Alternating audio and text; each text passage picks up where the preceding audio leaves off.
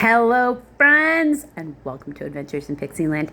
My name's Amy. I'm an ordained minister, and we are in Bible study. We are in the NIV, and we are in the book of 1 Kings, and we are in chapter 2. David's charge to Solomon. When the time drew near for David to die, he gave a charge to Solomon his son. I am about to go the way of all the earth, he said. So be strong, show yourself a man, and observe what the Lord your God requires.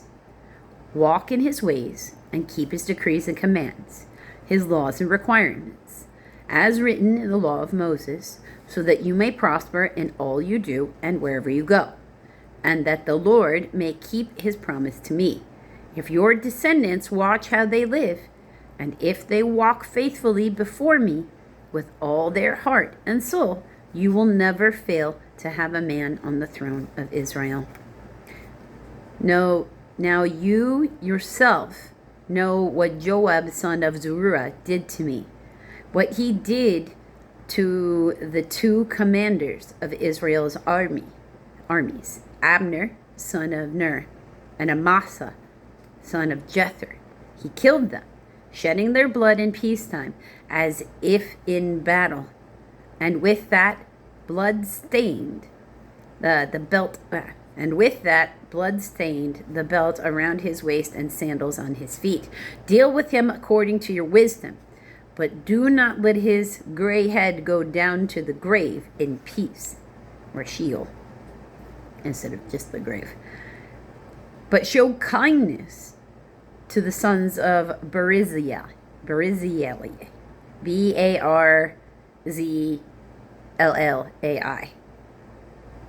of Gilead. I'm pretty sure I'm saying that one wrong. Although I did recently, like as of today, discover that when I say Zeruiah, that is actually how you say it. Zeruiah is right. And let them be among those who eat at your table. So show kindness to Barzillai. They stood by me when I fled from your brother Absalom. And remember, you have with you Shimei, son of Gera, Gera, the Benjamite from Urim, Bhaurim,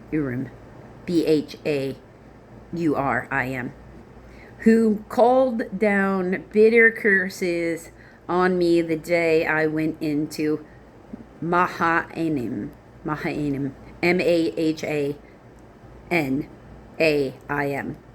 When he came down to meet me at the Jordan, I swore to him by the Lord, I will not put you to death by the sword. But now, do not consider him innocent. You are a man of wisdom. You will know what to do to him. Bring his gray head down to the grave in blood. Then David rested with his fathers and was buried in the city of David. He had reigned 40 years over Israel, 7 years in Hebron, and 33 in Jerusalem. So Solomon sat on the throne of his father David, and his rule was firmly established. Solomon's throne established. Now Adonijah, son of Haggith, went to Bathsheba, Solomon's mother. Bathsheba asked him, "Do you come peacefully?" He answered, "Yes, peacefully." Then he added, "I have something to say to you." "You may say it," she replied. "As you know, the kingdom was mine. All Israel looked to me as their king, but things changed, and the kingdom has gone to my brother, for it has come to him from the Lord. Now I have one request to make of you. Do not refuse me." "You may make it," she said. So he continued, "Please ask King Solomon, he will not refuse you, to give me Abishag, the Shunammite, as a wife." "Very well," Bathsheba replied. "I will speak to the king for you." When Bathsheba went to King Solomon to speak to him for Adonijah, the king stood up to meet her, bowed down to her, and sat down on the throne. He had a throne brought for the king's mother, So she sat down at his right hand. I have one small request to make of you, she said. Do not refuse me. The king replied, Make it, my mother. I will not refuse you. So she said, Let Abishag the Shumanite be given in marriage to your brother Adonijah. King Solomon answered his mother, Why do you request Abishag the Shumanite for Adonijah? You might as well request a kingdom for him, after all. He is my older brother, yes? For him and for Abiathar the priest and Joab the son of Zeruiah. Then King Solomon swore by the Lord, May God deal with me, be it ever so severely, if Adonijah does not pay for his life for this request. And now, as surely as the Lord lives, he who has established me securely on the throne of my father David and has founded a dynasty for me as he promised, Adonijah shall be put to death today. So King Solomon gave orders to Benaiah, son of Jehoda, and he struck down Adonijah, and he died. To Abiathar the priest, the king said, Go back to your fields in Anath, Anathothoth. You deserve to die, but I will not put you to death now, because you carried the ark of the sovereign Lord before my father David and shared all my father's hardships. So Solomon removed Abiathar from the priesthood of the Lord, fulfilling the word the Lord had spoken at Shiloh about the house of Eli. When the news reached Joab, who had conspired with Adonijah, though not with Absalom, he fled to the tent of the Lord and took hold of the horns of the altar.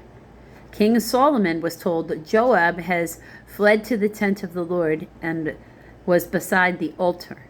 Then Solomon ordered Benaiah, son of Jehoiada, go strike him down. Then Benaiah entered the tent of the Lord and said to Joab, The king says, Come out. But he answered, I will die here. Benaiah reported to the king, This is how Joab answered me. Then the king commanded Benaiah, Do as he says, strike him down and bury him, and so clear me and my father's house of the guilt of the innocent blood that Joab shed. When he killed the two commanders. The Lord will repay him for the blood he shed, because without the knowledge of my father David, he attacked two men and killed them with the sword. Both of them, Abner son of Ner, commander of Israel's army, and Amasa son of Jether, commander of Judah's army, were better men and more upright than he. May the guilt of their blood rest on the head of Joab and his descendants forever. But on David and his descendants, his house, and his throne, may there be the Lord's peace forever. So Benaiah, son of Jehoiada, went up and struck down Joab and killed him. And he was buried on his own land, or buried in his tomb, in the desert. The king put Benaiah, son of Jehoiada, over the army in Joab's position and replaced Abiathar with Zadok the priest. Then the king sent for Shimei, Shimei, and said to him, Build yourself a house in Jerusalem and live there, but do not go anywhere else. The day you leave and cross the Kidron Valley, you can be sure you will die. Your blood will be on your own head. Shimei answered the king, What you say is good. Your servant will do as my lord the king has said. And Shimei stayed in Jerusalem for a long time. But 3 years later, two of Shimei's slaves ran off to Achish, son of Maacah, king of Gath. And Shimei was told, Your slaves are in Gath. At this, he saddled his donkey and went to Achish at Gath in search of his slaves. So Shimei went away and brought the slaves back from Gath.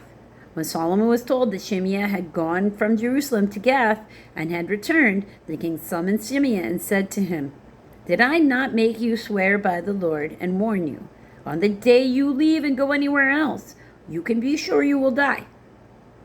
At that you said to me, what you say to me is good. I will obey.